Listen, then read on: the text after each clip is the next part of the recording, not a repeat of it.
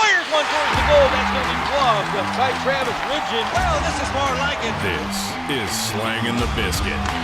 Here's Travis Ridgen and Dave Wheeler. We're going early. We're going often. Have another one. We're in the same city. We are. For the first time in almost a year. No, yeah, about a year. Was it maybe September, right before you went to Motor City Camp last year? Yeah, we did 2 in 2 weeks in studio. We've been doing remote ever since. I flew into Winnipeg 2 days ago. You did as well. Yeah. Back into Winnipeg, both of us. I was on vacation. And here we are in this beautiful Energy 106 studio. Live, if you're on the podcast, hopefully you can hear on the Apple Spotify version, you can hear how awesome it is in here. And it's nice to see your smiling face. I got to say, and I say this in the show regularly, whenever I come in the city of Winnipeg, I've forgotten usually how good the morning show is and how good you are. And then I started turning it into 92 City, Power 97, all these other shows. And I remember, damn, Dave is good. And then we do the show, and I just remember exactly how good you are at what you do. It's a competitive market, man. I still get nervous every time I crack a microphone, and I'm glad because the day that I don't get nervous anymore is the day that I should probably retire. So, really? Oh, yeah, absolutely. 6 a.m. when you guys do O Canada, you're nervous? Absolutely. Really? Not as nervous as I used to be, but I still get a little bit like, oh, boy. Here's hoping the show's good. I do the same thing for this podcast. A little nervous before we start recording. Well, you're just hoping that we come up with something good and you're nervous for what's going to come? Well, look at it this way. It's like, do you get nervous before every game? At least a little. Like, I'm not talking like full-on anxiety attacks, but I mean, is there a little thing in the gut, pit of your stomach going, play well today? I'm thinking, O Canada, I'm ready. The anthem singer's going. The boys are, shaking back and forth, tapping the sticks and the shin pads. And I'm like, okay, it's go time. It's time to go to battle. Right. Same idea. Same thing. Every morning we play O Canada before the start of our show. Same idea. Yeah, that's your last chance to get ready before the puck drops. And then it's showtime. All the lights are on. There's no going back. And I can imagine, I mean, as excited as everyone else is for hockey season to start up again, for you to be getting back and, can I say officially know that you're going to have a start early in the season, that's got to feel pretty good. Yeah, we got an opening date start. We got a couple things to get to first, obviously. We got some FPHL news which we're going to talk about. We're going to talk about just recapping the whole process, start to finish, of how I went from the Motor City Rockers to where I am now. Obviously, we have a signing, we have a trade, we have all this stuff finalized. I know exactly where I'm going, which I'm very excited to talk about later on in the show. The details, the stories of it, too. So that'll be a good chunk of the show. Obviously, our amazing folks at Sheath Underwear for powering this show, as they do every single week, which we'll get to our live ad read later on. And yeah, that's basically going to be the show for today. I mean, also we got in the FPHL, another new team, which we didn't get a chance to shit talk or at least you didn't get a chance to shit talk last week. Somebody left a comment last week and said, we should do a segment where we just give Dave Wheeler some pro hockey team names and just go off on them. What do you think? Because obviously the Baton Rouge Zedekos and the Elmira River Sharks, which have no River Sharks actually in Elmira, you are not a fan of. We have a new team. Are you ready? Yeah. Lay it on me. So it was originally going to be the Withville Express, which that's what we wanted. Not originally. We had kind of lobbied for that one. It then changed to the Virginia Express after the owner, Barry Soskin, told me it will be a Virginia team. We now have an official name. It's neither of the above. It is the Blue Ridge Bobcats. At least it has a connection to the mountains. I will give them that. The Appalachian Trails. Yeah, so you've got a lot of Bobcats in that area. Okay, at least it fits. How does the logo? It's actually, this is a popular thing in the FPHL forums right now. The Elmira new logo and the what do they call the Bobcats logo? The cat on the Bobcat is from Microsoft Clip Art. Somebody went dirt digging, and we'll put a video on the video version of the podcast. The logo is from Clip Art, so I don't think they have a professional designer. And I'm not here, for the record, I am not here to talk shit about the other FPHL teams. I'm just bringing to light what I've observed. You are more than welcome to, because that's not my opinion. Are they going after the Roblox and Minecraft crowd with the pixelated logo? Is that what you're telling me? It's not pixelated, but it is the same picture basically you get in Microsoft Office if you go to the insert like clip art for like a Word or an Excel or a PowerPoint document. Okay. Same thing with a little bit of text and some interesting So colors. It's an emoji? Essentially, yes. Okay. Essentially. All right. Cost effective. It's in that $750,000 operating budget per year in the Fedzino. Perfect. You save where you can. Well, you absolutely have to. Okay, well, what's the color scheme? Baby blue and yellow, almost like the San Diego Chargers. In the words of Arnold Schwarzenegger. That would be the LA Chargers for the record. Yeah, the LA Chargers. Okay, all right, I'm down for that. I prefer to call it a royal blue rather than a baby blue, but okay. It's a good color scheme, I think. Yeah. At least it's better than another red team, which we talked about on the last episode. Everyone, it's like the good old CFL in the old days of the Rough Riders and the Rough Riders. Well, I wanted the Rough Riders. I wanted to wear red. Well, you wear red too. Everyone gets what they want. Nobody can wear red. Why not? Because everybody wears red. Just not after Labor Day. I got a couple teams for you. I got 3 teams here written down. I want you to give me your opinion right off the top of the bat. Do I get to know the sport? They're all minor pro in the SP and the FPHL. Okay. All right, first team, Quad City Storm. That's fine. Quad City in what region are we talking here? I think Illinois. I know I'm incorrect. Somebody in the video version will correct me, but I believe they're in Illinois. Yeah, that's fine. I'm fine with that. The Port Huron Prowlers. I think Prowlers, late night bar about to close and somebody looking to score. You remember Richard Ramirez, the Night Stalker, the Night Prowler? Right. That's what I think of from the early 90s. Yeah, not a huge name. What was the city again? Port Huron, Michigan. Port Huron Prowlers. Okay. No, whatever. Forgettable. Easily forgettable. The Roanoke Rail Yard Dogs. That's a mouthful. Rail Yard Dogs. Roanoke Rail Yard Dogs. So what do they get called? They're the reigning SPHL champions. RYD? RYD. You going to go see the RYDs? The Rail Yard Dogs? It's like the Junkyard Dog back in the old WWE days, for those that remember that. Junkyard Dog. Man, he's a grinder. Loved him in the ring. Yeah. Okay. I mean, I'm assuming they have a lot of rail yards in Roanoke? They would have to. Okay. Then that makes sense. Maybe because, Roanoke's in Virginia, and then we had the Virginia Express, so maybe that's why they didn't go with the Virginia Express, because it's already taken by the Rail Yard Dogs. It's a mouthful. I mean, they probably got nicknamed the Dogs, likely. Okay. Yeah, I'm all right with it. Also, I want to tell you a story. Mm-hmm. So, the other day, I was in Vancouver, and I have an interesting story of how I picked up a beautiful lady walking through downtown Waterfront. I was on the C bus, was leaving, saw this nice, good-looking girl, and I thought to myself, I'm going to go talk to her. Okay.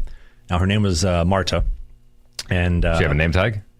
No, she did not have a name tag. Oh, okay. You found this out after. All right, yes. Okay. We'll get to this in a second. I kind of spoiled it already. But so she's walking, and she ended up actually bumping into me because some family kind of came to the left, and so she bumps into me. And we both made eye contact, and I looked at her, and I thought, this is the biggest green light I've ever heard of. And so I said to her, excuse me, ma'am, I'm sorry to bother you. I think you're absolutely beautiful, and if I didn't stop to talk to you right now, I would hate myself later tonight. What is your name? So she said her name's Martha. Long story short, she obviously asked me what my name is. Born and raised in Winnipeg, South St. Vital, living in Vancouver. What are the odds? Small world. The same age range? She was a 30 bomb. Okay, so would you have mutual friends from the area? Because you grew up in St. Vital too, didn't you? Yes, I did. Yeah. So did you play the old mutual friend game? Do you know this person? Do you know that person? I didn't bother going to the mutual friend game. Huh. That's too bad. Talk politics. Yep. Much better way to start a relationship. So, who'd you vote for? What do you think of Andrew Tate? Yeah. Human trafficker. All right. Great talking to everyone. We'll see you next week. Listen, if you at that point, you're just throwing it down. Listen, you're pretty, but you must agree with these things if we're going to keep talking. That's a no BS kind of first interview. I like that. Well done. She said her dad was a big Trump lover, so that was when I was starting to fall in love. Anyway, beside the point, we do have some more FPHL news, but if we haven't lost you already, I did find, and I hunted down the person who bought my Motor City Rockers jersey. So Motor City Rockers doing an auction, auctioning up the game-used jerseys, and as we discussed, week or two before, mine was the highest selling one, probably because it was the least used, the freshest one in the jersey bundle, selling for $400 and something US dollars, 600 Canadian for those doing the currency exchange. The man who bought it is an actual jersey collecting store. Oh, okay. I sent him a message and I said, hey, I don't know who you are, obviously, but I will trade you a Watertown Wolves jersey in exchange for this. I got no response back. Huh. Interesting. I would have done the deal. Did you tell him who you were? I mean, my name's on the back of the jersey, and I'm messaging him on Instagram. He should be able to put two and two together. There's no reason you paid that money if you didn't know who I was. All right, fair enough. I think it's fair. Now, by the way, our Travis Ridgen jerseys are available for order right now online on the Watertown Wolves website. Is that accurate? Yes. So we're going to rehash the whole Watertown situation, which if you're just joining the podcast, breaking news. But the Watertown Wolves, they have brand new jerseys for the season. They retail for $185 US dollars per jersey. They're stitched, embroidered, beautiful jerseys, and you can get a 33 Ridgen jersey in that unreal navy and baby blue combo scheme, white or dark, whatever jersey scheme you like, for $185 US dollars. You ever get your number picked out? 33, yep. Okay. 33 for the season. Okay. I got the custom gear ordered already. I got the green light on that. I got some custom pants coming in, the new mask, new gear. I'm excited. Yeah, you should be. I'm excited. Absolutely. The only thing not finalized is the stick order. Okay, well, let's go down the road of how you got to Watertown, New York. We will, but we're going to go down the road of putting your ham bone into a pair of Sheath Underwear. They're presenting sponsor for the show, as they have been every single week since day one. Sheath Underwear. Listen up, gentlemen. You need a pair of Sheath Underwear, and here is why. We all deal with the problem of our ham bone sticking to the side of our leg, our bone saw, our hammer sticking there, bat and wing, and it's not fun, it's not comfortable. But Sheath Underwear, which I'm wearing right now, I know you can't see it on the video version, but it's really awesome and it's really comfortable. So they have a separated dual pouch technology, which separates your dick and your balls where they need to go, so they're not sticking to the side of your leg. They also have their bamboo mesh technology, which is cooling. Hot summer day, cold winter's night, it insulates. It is incredible, and it's the best underwear money can buy. You can get a pair right now by going to sheathunderwear.com. Use the code BIZKIT69, BIZKIT 69 for 20% off the best underwear money can buy. It is U.S. made, U.S. founded by a member of the U.S. military. Spending time in Iraq, Afghanistan. Said, dude, I'm not changing my git shell for 6 weeks at a time. I got to fix this. Enter Sheath Underwear, presenting sponsor for the show. Quick little anecdote. Sheath Underwear saved my life when I was on vacation. I ended up humping tarmac for 32 hours from airport to airport to airport, all the way up the West Coast back to Winnipeg. And without Sheath Underwear, I probably wouldn't have survived. Like, my God, it saved my life and the people sitting next to me as well. Yeah. Yeah, absolutely. If you're camping, if you're flying. Ever tell you about the time that guy started cutting his toenails beside me on the plane? Man, I'm sure if you haven't by now on social media, follow passenger shaming. There are some terrible people that honestly, back in the old days, back in my day, flying was like a high class thing. Like, you dressed up, like you had a suit on. It's like you were going to like a concert, like a professional symphony orchestra. And now it's turned into the equivalent of taking the transit. Yeah. You know what I mean? Yeah. Like, it's like sweatpants, cutting your toenails, putting your feet up. Like, it's gross. How is it in comparison to the train? What's it like? Is the train a little higher class? Oh, absolutely. Well, it's a tale of two different tapes in the train. You have the economy, which is the steerage of the train, and you have all sorts of walks of lives. I sat beside one guy who just got out of jail after being in there for 10 years. He's like, good for him. I'm on the train. Congratulations, sir. Yeah, that was about 2 years ago. He's like, I'm on the train. I'm out. I'm free. I'm going back to see my woman. I hope she's still there. No word if he found her or not. I even met a former baseball pitcher for the Winnipeg Goldeyes on the train, Ryan Johnson. Absolute beauty. Talking about like how guys are like living in the park and all this kind of stuff. Yeah. Absolute beauty. He's playing in the Czech now. You know what? Thank you so much for bringing that up, because so the American Association, it's independent baseball, and we have a team here in Winnipeg, champs, by the way, for a year ago. And there are guys that when they sign, it'll be like, we'll put you up in the bunk room at the Diamond. Mm-hmm. I mean, tell me, I know you guys are slugging it out down in the FP, but until you're actually living in the rink, and then they're housing you there, I think that comes down, like, that's the love of the game. No, I'm not living in the rink in Watertown, but I am going to Hamilton next week for 3 weeks with skating with Derek Bujan, and I will be, for the entirety of it, living in his upstairs attic on the couch while I train. So sleep there at night, work in the morning, skate in the afternoon, do whatever I do during the days, keep myself preoccupied and busy with extracurriculars, and then back to the bed in the attic. Perfect. For night. Yeah. I love that. It's a very, I think we talked about this last year before when you just got back from that, but it's a very, did you end up watching Rudy? I think I suggested that you watch the movie Rudy. I don't think so. No, you never did. Okay, put it back on your list. Rudy, it's a classic. It's about a kid who started off breaking into the field house on the grounds of the Notre Dame football team and was sleeping in there in the janitor's room after hours, ended up working as a janitor, and then ended up playing for the Notre Dame Fighting Irish. Yeah. It's a heck of a story. Well worth it. That is the definition of slugging it out. Yeah. Although it's not going to be the same as sleeping on a couch in Motor City with a 6-bedroom house and I'm the 7th guy in there, but it is awesome. But the setup that Derek Bujan has with the rink and everything. But the setup for Watertown, we'll get into that in a bit. But I did want to make a couple quick notes that Dave mentioned off the top of the show. So breaking news. I got word I'm going to be starting the first preseason game for the Watertown Wolves against Elmira. I can't remember if we're in Elmira or if we're in Watertown, but that first game, I'll be in the cage, opening puck drop, which I'm very excited for. Also, remember Dr. Cutie Pie, my surgeon? Yeah, of course. So he's asked me to leave his name off the podcast and the vlog. Uh-huh. The Prince Charming, minus, I don't know, maybe like an inch or two off the back and, and a little bit darker hair. He grew up just outside of Watertown on the border side, so I told him to come on down, so I think he's going to come on down to a game. So if you see in the Friends and Family section a guy who looks like Prince Charming from Shrek, that's Dr. Cutie Pie, my surgeon, who fixed my hip and has had me at 100% health for a little bit now, which we'll get into shortly, unless you want to get into that right now.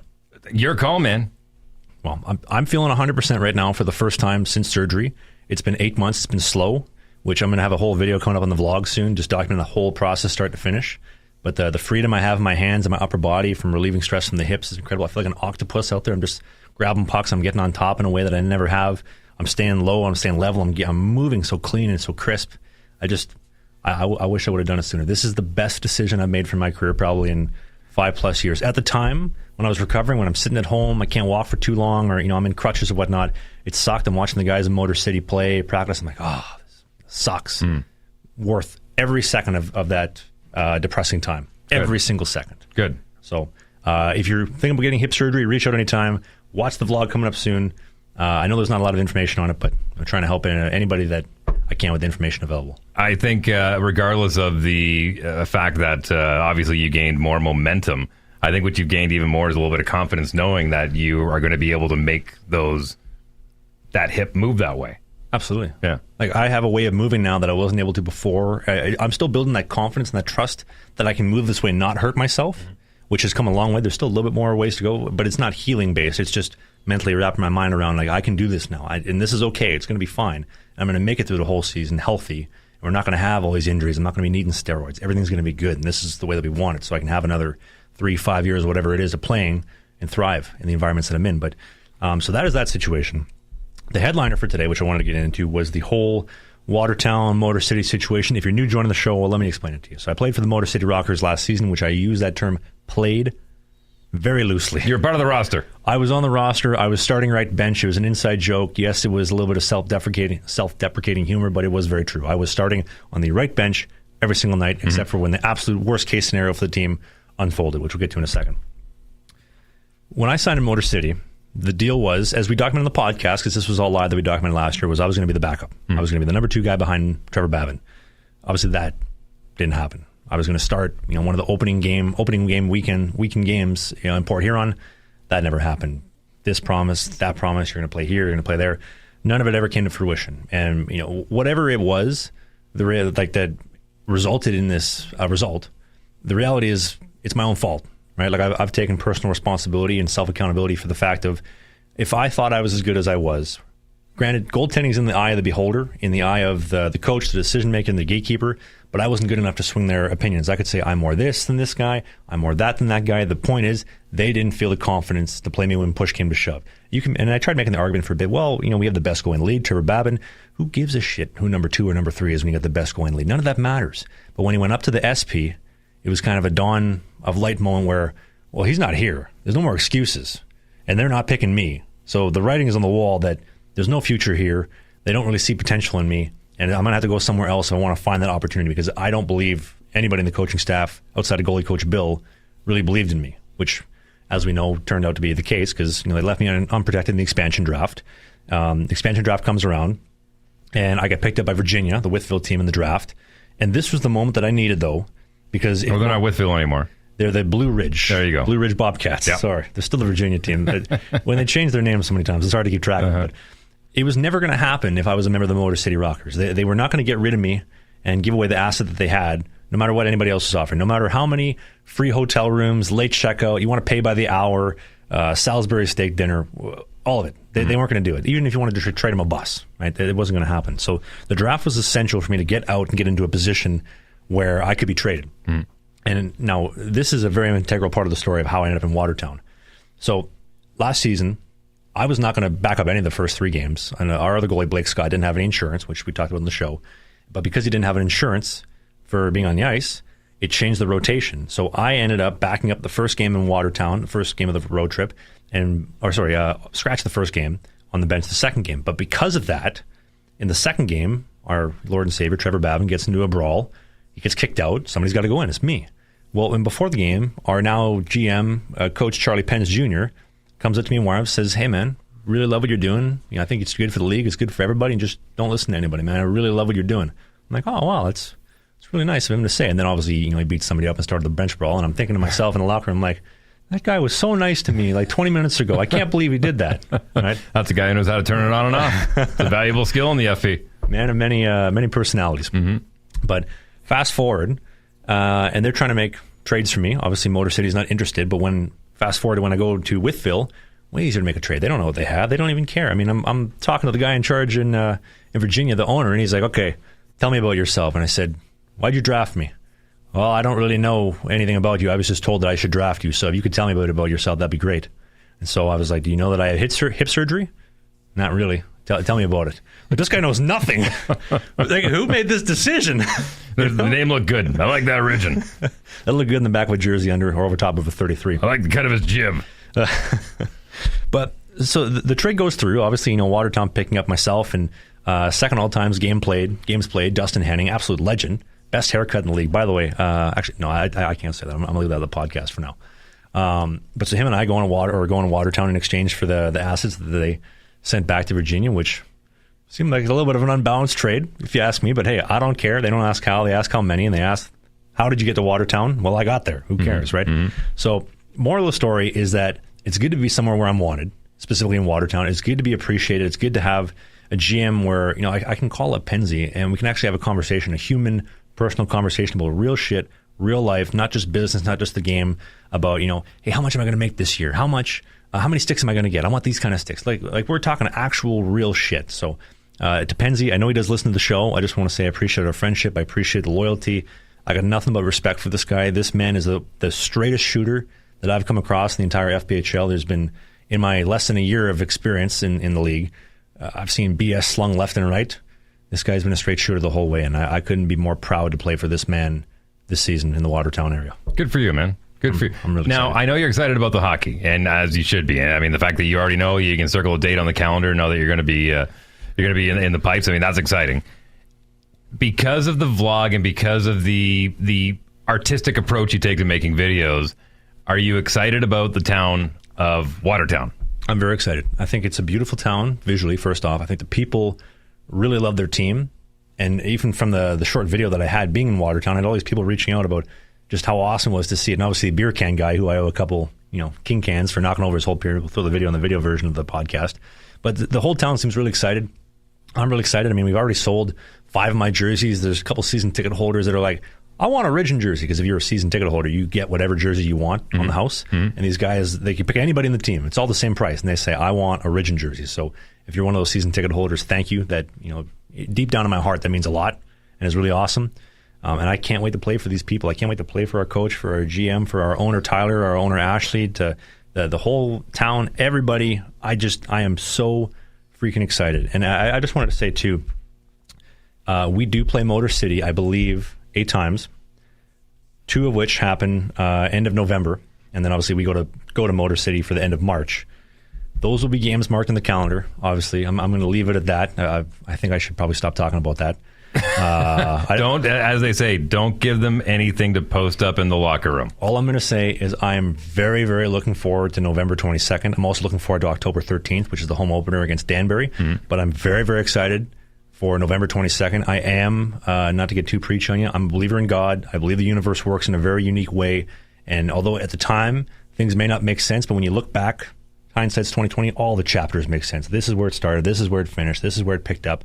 And God will decide on that night who was right. I think the whole season, if I was to make a prediction, we will probably play Motor City in the playoffs. I almost can guarantee you it. Just the way that the universe and God works, I bet you we play Motor City in the playoffs. But there's a plan, there's a formula that he's working, and I'm just very fortunate to be able to do what I do. And that's another thing, too, I did want to say, was in this whole experience with Motor City, obviously you and I had personal conversations during it about, man, this is tough. I'm hearing this, they're doing that, this is happening, that's happening. It's really, really tough. You could sit here and say, oh, I got to go to the rink today. Oh, I got to do this. Change your vocabulary. To me, to anybody going through a tough time, change your vocabulary. I get to go to the rink and work with goalie coach Bill today. I get to make my $17.85 a day. And or I'm excited about. Or I'm blessed to have. Well, I may not be excited because not every day is full of motivation and all this, magical pixie dust, but I get the privilege of doing that. You think 80 years ago, my ancestors and yours were getting blown up in a ditch in West Germany. You know what I mean? This is way better than that. Well, it's funny. I saw a clip from a guy who lived, he's probably in his 70s, and he goes, people always ask me, what was it like during the Depression? And they're waiting for a good story. And I always just kind of say, well, we had no money, but nobody had any money. So it's not like, you could really do anything about it, and everyone just kind of survived it, and you just figured it out. It's not like anyone was really doing much better than anyone else. So, I mean, that's the kind of idea. You're in it, and you're the only person that can kind of do anything about it. Well, and you have the ultimate say. If you want to play professional hockey when you're on the team, you can do that. If you want to go work at Target, you want to go back to school, you have all these options. But I'm very fortunate to be able to play professional hockey. I'm also in a very, very blessed situation where there's guys that are knocking and begging for opportunities in the FPHL, healthy, can't get them. I missed half of last season. I had hip surgery, and granted, I'm a 100 times better goaltender right now than I was pre-surgery, but I'm getting these opportunities, and I'm very fortunate. So I get to go to the rink in Watertown every day. I get to go on these road trips. I get to play for Charlie Pence Jr. every single day and wear the Watertown logo every single day. I get that privilege and that honor, and I couldn't be more happy about it. And that personal responsibility like we talked about. I know this blew up Instagram last week with the podcast clip about the top G, Andrew Tate. Love him or hate him, think what you want. Obviously, human trafficker. Who said that? He's going to have his day in court, and he's officially off of house arrest. He can't leave Romania. He can't leave the country. No, he can't go 80 kilometers outside of his house either. That's the range that he's in right now. Well, then he's technically still under arrest then. 80 kilometers outside of his house, that's the max, and he can also only... Your Romania is a little bigger than that. Oh, I know. Okay. But he can also only drive 80 kilometers an hour. That's the max. Oh, yeah, you definitely don't want to be breaking any rules or anything while you're just off of house arrest. But, something else you have never mind. In what? Say it. No, I was going to say something that you have in common with Andrew Tate is that you both got off house arrest because you don't have an apartment anymore. You're out of your lease finally. Yeah, I'm at my mom's right now. Yeah, there you go. It is nice to have my mom cook meals for me. But, sorry, point being that I was going to be making is that he talks a lot about personal responsibility and that everything in your life is your fault. And I'm going to leave you with one quote for you, for myself, for anybody listening that I think sums up everything in life, whether we're talking hockey, work, school, everything. You are what you deserve to be. If you're broke and you have no opportunities in hockey, well, you're exactly what you deserve to be. You didn't work hard enough. You have to take self-accountability for that. And I don't want to eat my own words later on in the season if something bad happens. But if I go and I do the right things, I perform, I have a good attitude, I'm a team player, and I've also implemented the changes that I learned in Motor City, I'm going to get the results that I want. I'm going to be exactly what I deserve to be. I'm an upgraded, humbled athlete, ready to perform for this Watertown team. You're exactly what you deserve to be. Personal responsibility. Everything is my fault. It is easier for me to say, puck went in. What did I do wrong? Well, defense this, forecheck that. No. Puck went by me. Mm-hmm. Everything is in my control. I have the ability to control this result. I can give up a goose egg. I can give up 8. It's time for some personal responsibility. And I think that's a big takeaway for any young athletes, young goalies, young hockey players, any man out there. Have some personal responsibility. Everything is your fault. Find a way to self-diagnose it, and you'll be rocking and rolling. Same way as if you cut yourself shaving. That's on you. You made the mistake. So why wouldn't you give yourself every possible advantage by getting the brand new lawnmower? Well, not the lawnmower, the Manscaped Beard Hedger. Thank you I call it the lawnmower because, oh boy, it's cut much more than I thought it would. Well, so the Manscaped Beard Hedger, which I tapered up right before the start of this show. That's why I'm looking so top G-ish with the top G special. That's actually what I tell my hairdresser. He says, "What do you want?" I said, "Give me the top G special from the ears down. The ears up is a little bit more business in the front part and the back." But the Manscaped Beard Hedger has 20 different lengths. It has a 60-minute battery life. It's also waterproof. Powers with a USB-C, so it's super fast charging. It dials in everything you want. So my mustache, I get it right down to the wood, right below the lips, so that's nice and comfortable. So I'm not like chewing on leftover breakfast from yesterday, which I think you are a little bit right now. Like getting there, yep. Yeah, we gotta doctor it up a little bit. And also tape up your beard line, tape up your jawline. Also, this is what I found as well. You don't really get any razor burn when you use the beard hedger to kind of taper down right to the skin when you go like right down. So that's nice. Mm-hmm. So thank you very much to our continuing sponsor, the incredible team at Manscaped.com. By the way, I hope your travels through Vancouver to Winnipeg was a little smoother than mine off of my vacation. I lost I had a personal computer hard drive that I used for my podcast company, basically turned into a paperweight thanks to some of the baggage handlers, who I think were bowling with it. Just because it said fragile stickers on it, I think they must have been reading it upside down. You've seen Toy Story 2? When Al from Al's Toy Barn, he goes to ship the toys, and he's like, "I shipped a box of cookies once, and it came back as a box of crumbs. You better be careful with that, sport." That's basically what they did. They turned my hard drive into a box of Lego, and so man, oh man, I'm really hoping I can get that thing fixed. So I hope your travels were a little bit smoother. I'll say this: the AirTags trick, throwing an AirTag in your luggage, I think is game changing. I got to give a shout out to Nick the goalie, Nick Weston. He told me put an AirTag in your bag, and you'll be good. So that way you know where your stuff is. So that helps me a lot when I'm on the plane. I can see, okay, my bag is loaded. We're good to go. It's not in South Beach or it's not somewhere it's not supposed to be. So that was big. But I will say this. So I recently got access to some of the Air Canada lounges. I'm a Aeroplan member now. And I got to say the Air Canada lounges are a little bit disappointing. I thought like this lounge was exclusive, right? You know, the Maple Leaf Lounge, you have to be a 35,000 or a million points member or a million miles member, and all, you know, you have to be rich, right? And so I finally get access to these lounges, and I'm like, you're none of those. I'm none of these things, and I stand out. Well, actually, that's the problem. I didn't stand out because I walk in there and I'm like, everybody here looks average. I don't see any rich businessmen, any fancy people, and it's packed. I thought these lounges were supposed to be exclusive. You know, you have a seating for 300 people in there. You should have max 100 people, have room to sit down, room to move around. I don't want kids screaming and kicking everywhere, and then dad dressed up in a, you know, swim trunks and a polo shirt. So these lounges were very disappointing. Okay, well, I mean, I'm assuming they had a little bit of a bar set up. Yeah, so it's bottomless booze, so you can get absolutely crippled at 5 a.m. if you want for your flight for one, and sober by the time you get in the plane. I told my mom that. I said, Mom, I'm an Aeroplan member now. I can bring one friend with me to the lounge whenever I want. I don't drink, obviously, but I'll bring my mom, and she can just get tanked. 5 a.m, like I said, she'll pass out, sober up by noon. We'll get on the plane for 1. We'll be ready to go. But they got, it seems like frozen catering food, like the butter chickens and whatnot. And then they have the coffee bar, which is kind of meh, not great coffee. Okay. Then they have like frozen cookies. It's just kind of, it's all kind of like mediocre. Apparently it was better pre 2020. I know my wife had looked into it once upon a time when we were traveling with the family, and she said, "Oh, this way, because we have an overnight in this city. That'd be really good." But they don't have beds. Like I thought they would have had at least a place, like a different little area, where maybe some cots or something to set up if you need to sleep overnight. I mean, to me, I ended up sleeping on a just like a bench when I had an overnight. And if there was some place where I could just go and be comfortable and be able to lock up my stuff for even 3 hours, man, that would make a huge difference when you're humping tarmac for 32 hours. Or how about a shower? Yeah. Right, that's what I thought. Look at the Flying J's that we have here in Canada. That is like the premier truck stop now. I mean, they got nice showers. They got little beds you can sleep in. Like, they treat their truckers really, really well. For anybody that doesn't know what a Flying J is, it's a shell. Essentially, it's a jazzed up shell. I think it's independent. I think they deal with different. I could be wrong in this, but I think they deal with different gas companies depending on what province they're in. But they're all along Highway Number 1, and it's for truck drivers to be able to pull in and do what they need to do if they don't have one of the, especially some of those rigs these days are really nice setups. They got flat screen TVs and all the really cool stuff. But yeah, these Flying J's are like top notch, basically trucker hotels if need be, and convenience store. You can get decent grub. You can fill up on whatever you need. It's I would say, and correct me if I'm wrong if there's any truckers out there. I know there's a lot of truckers that listen to the show and when they're on the road, and shout out to you for doing all the hard logistics work. But from what I understand, in Canada, Flying J is the top of the chain when it comes to truck stops. Oh, that's a fancy one. That was where we stopped for all the... So how are they doing outdoing Air Canada? The Maple Leaf Lounge. Right. I thought for sure they would have a shower, but they're like, sorry, sir. It's under construction. There's no shower right now.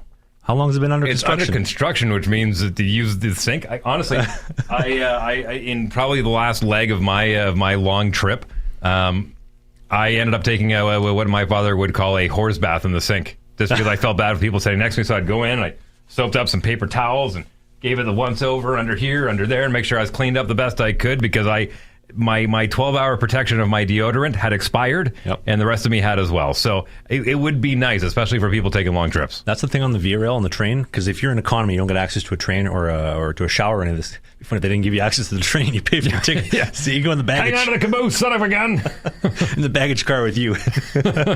But you don't get access to a shower, and that's the special. You get like a nice little shaker bottle, kind of like this. Mm-hmm. You just fill it up in the sink and just scrub it dub because they got a nice little... like water hole just in case the toilet floods, and so you just pull the cord and just rinse yourself there, right in the bathroom in economy. You bring some soap, scrub it up, and you're ready to rock and roll. Perfect. For half or a third of the price of sleeper class. Man, I'll be honest with you, it freshens you up, especially if you have a long trip. If you can just freshen yourself up a little bit and just not feel like you're sitting in your own filth, and you just feel bad for the people around you. Again, this goes back to the etiquette that we used to have when we flew, but now it's just, no pun intended, but it's gone the way of the dinosaur. Yeah, I'll still never forget the guy clipping his toenails beside me. Like I alluded to earlier, Ugh. I was flying out of Boston, Logan Airport, guy beside me. We're taking our time on the runway to get going. Takes his sandals off and starts clipping his toenails right in the seat. Please tell me you called him out. No, I started doing it myself too to piss him off. You cut your toenails too? So I was like, "Excuse me, sir." So I go up to the baggage thing, and I go and get my shower kit. I get my nail clippers, and I'm clipping my nails right beside him. He was not fazed at all. Well, of course he wasn't. Why would he be fazed? He started. He's probably like, hey, I'm not such a weirdo. I thought this was. People told me this was odd. This guy's doing it too. You validated that kind of behavior. That's ridiculous. The guy on the aisle seat must have been like, "What is going on here? What is happening here? Get me off of this. Get me off of this demon carriage." Ugh, it's February 2020. You can't get What much did you do worse with the than clippings? this. Tell me you left them on the floor, you savage. Yeah. God. Same thing he did. Jeez, what is wrong with you? Oh, man. I'm ashamed. Sorry. Ugh. For everyone else out thinking out there, ugh. Very, very sorry. My deepest apologies. But speaking of apologies, I do want to give a quick shout out to my close personal friend, Mr. Matt Murray. Oh, yeah. Goaltender for the Toronto Maple Leafs. I'm going to be seeing him next week. We're going to be golfing out in, probably shouldn't say where we're golfing. Just You're golfing. We are golfing in a very beautiful area in Ontario. It's going to be him and I think 2 other guys. Are you a golfer? I'm awful. Like my mom is like my competition, and my mom is not a very good golfer. I got to say, like we talked about in the show, my mom is the most passionate golfer out there. She wants to get better. She's getting there, but I'm still just as bad. And Muzz and the other guys are probably just going to take me to town on the golf course. Okay. There.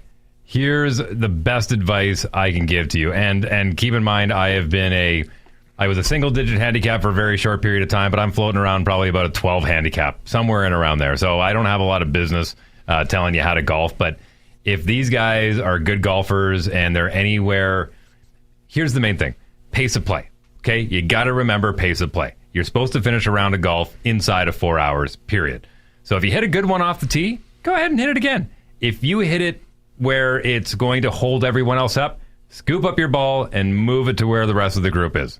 Keep the pace of play. No one wants to sit there and wait for somebody who's going to hack and smack out of those. I think I found it. Oh, I'll hit another one. No, if honestly, if the score doesn't mean anything to you, whether you shoot a 58 like Bryson DeChambeau did at the Live event at Greenbrier, or if you're going to shoot 178, if the score doesn't matter, then just pick up your ball and move along with the group and enjoy the day. Enjoy being outside. Enjoy the beautifully manicured park that they have created for you. Enjoy the company. But don't, please, for the love of God, don't be that guy. So you'll be like, no, it's fine. I'll just hit another one. No, I'm going to get it this time. And then hack and smack. Nobody likes that golfer. I do that with my mom. I'll miss one. All right, go again. And then 5 strokes later, after I lose like 10 balls, I'm like, you know what? I'll just drop it. So skip that process. As soon as you hit the one bad one, say, no problem. It's going to move up and hit from you guys. And everyone, believe me when I tell you, everyone will be happier for it. I can't see going much worse.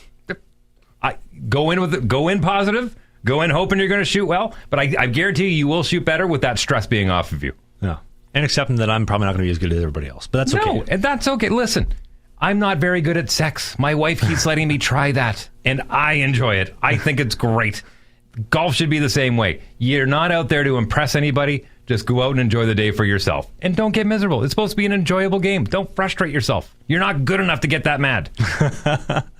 You're very honest. You're very humble. I appreciate that. But I did want to say best of luck to Mr. Murray, my friend, with his long-term injured reserve placement for Toronto. He came to Vancouver and we shared a really nice conversation down by the waterfront for like 2-3 hours or whatever, just talking about life. And you would think that, a guy like him, a guy like myself, like we're just going to be talking goaltending, hockey, all this stuff. Yeah, because you're both nerds. No, man. Like we just talked about, like, he's a new father in the last couple of years. So he's talking about parents, talking about fathering, talking about, family, all this kind of stuff. Because, at the end of the day, like, I'm getting older. I'm thinking about this kind of stuff, thinking about, like, what kind of dad do I want to be? What kind of legacy do I want to leave behind? How do I want to parent my boys or my kids, when I find the right person? Boys or girls. Healthy kids. That's all you're hoping for. Whatever it identifies. If it identifies as Andrew Tate and it's coming out of the womb saying, Top G! Top G! Okay, I'm going to tell a story. My wife's going to hate this, but let's hear it. I never miss an opportunity for a joke. And while she was pregnant, a lot of people would come up and they'd say, oh, okay, I know you're supposed to say just healthy, but are you hoping for a boy or a girl? And I would say, honestly, I'm just hoping for black so I can walk away. The looks on people's faces, and I would always say it within earshot of my wife too, just because she'd be like, stop telling that joke. Not only is it not nice to me, it's just not nice to our future children. Someone's going to tell the kid. Yeah, right. Dad. That's hilarious. Anything else, man? I think this has been good. I'm honestly excited. We're going to do a few shows here from the studio while we're both in the city, and I'm looking forward to the next one. Yeah, plan is, so this is going to be obviously going up on Sunday, this coming Sunday. We're going to be doing a show in person for next week, and I believe the week after as well. And then that's going to be as far as Dave and I in person. I'm going to be obviously traveling a little bit and trying to be doing another in-person episode with Derek Bujan, maybe try to do a podcast episode with Matt Murray. Of course. Obviously he's with the Toronto Maple Leafs on LTIR, so we don't want to incriminate him, shall we say. Like you said, if you guys don't have to talk about goaltending, then I would just love to hear more about Matt Murray.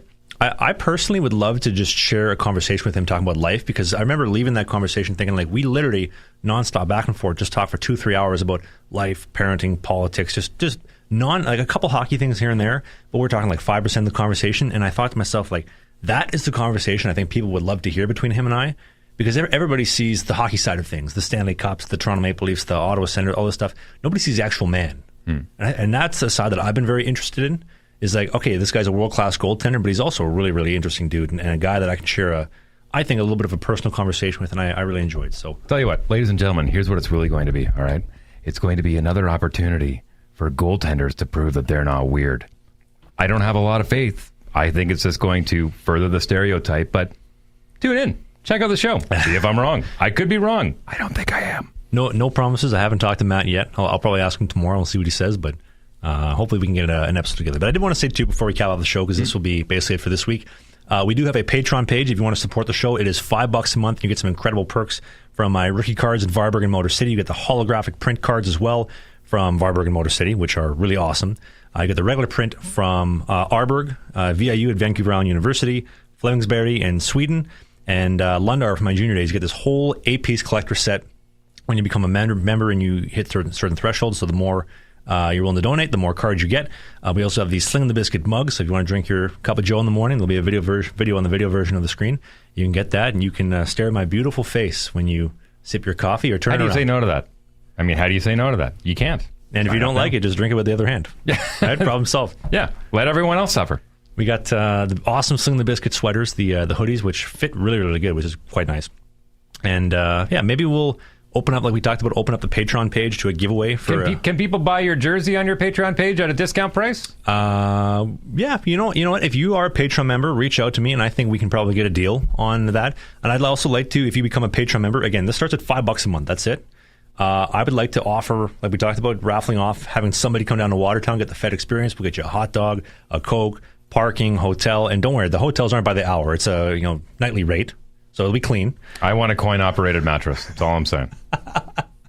And, I think that's a really good thing to do, and kind of bring that FPHL experience to the Patreon members. And then I got a couple ideas for later on in the season, which we'll get to at another time. But, again, there's a link in the video description if you want to join the Patreon page. $5 a month. You can support all the way up to $50 at $100 a month if you feel so inclined. And there'll be some incredible perks coming up very, very soon that are going to be added to the already current ones. And there'll be some Patreon-exclusive podcast episodes coming up very soon as well. And is there anything else I'm missing there, Dave, on the link? Get ready, Watertown. Your boy's starting in the cage. It's coming up. Mark it on the calendar. What's the date again? October 10th, the preseason game. October 10th. Mark it on your calendar. Show up. Wear that Ridge and jersey. Let's go. The home opener, October 13th against Danbury. We'll be on the road on the 14th in Danbury as well. The defending champions. Whew, the Hat-Tricks. Yes, the Hat-Tricks. We'll play them lots this year. I think we played them like 12 or 13 times, so in-division rivals. And then mark your calendar. It'll be the most viewed, most streamed game of the season. The Motor City Rockers coming to town November 22nd in Watertown. And, we'll let the chips fall where they may, and we'll see where things go. And I was talking to a couple of the guys the other day over FaceTime. They were saying, Ridge, get ready for an early night. You're going to be shitting the showers early, fella. Obviously, that's not going to be happening. So I look forward to proving that. If he pitches a goose egg for the first 5 games in a row, he's going to go fight Jake Paul. Yeah, YouTuber versus YouTuber. We're going to go streaking. We're streaking through the quad. Who is we? They're back there. They're coming. They're coming. They're coming. But anyway, I just want to say thank you very much to my incredible co-host, Mr. Dave Wheeler. He stuck by me for over a year. By the way, this is going to be Season 3. Happy anniversary. Season 3, Episode 1. I have to update the artwork very, very soon, so this will be Season 3, Episode 1. I know you hate me about it. We're not going to do the 69 episode unless the people in the comments section pressure me into changing, so this would be like Episode 60-something, and we'll get towards 69. All the Patreon episodes, the exclusive Patreon episodes will be 69-1, 69-2. So every time that there's a Patreon episode 69. Absolutely. That's how we'll refer to them. Episode 69 coming up for Patreon members only. Infinite 69 to Patreon members. Yep. Don't tell your wife that. But we do a new episode every single Sunday. That's at 11 a.m. Eastern, 10 in Winnipeg, right here in the beautiful prairies of Manitoba. 9 in Calgary, and 8 on the West Coast in Vancouver, San Francisco, Los Angeles. Again, thank you to everybody for listening. If you're on Apple or Spotify, leave a review, leave a little 5-star, let us know what you think. If you're on YouTube, hit the subscribe button there as well. Comment, leave a like. Let's talk in the comments. Dave's always in the comments, myself as well. And we'll see you next Sunday for the next episode.